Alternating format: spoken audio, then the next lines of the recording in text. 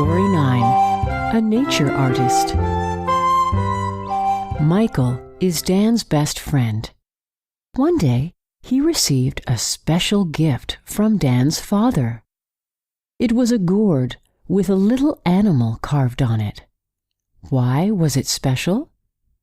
Well, Dan's father grew the gourd himself. Every spring, Dan's dad plants little seeds, planning to create some special gifts. Every day, he nurtures the soil and watches his plants carefully. The plants grow bigger and bigger. Then, little flowers appear. Gradually, the flowers change into little fruits, which grow bigger with each day.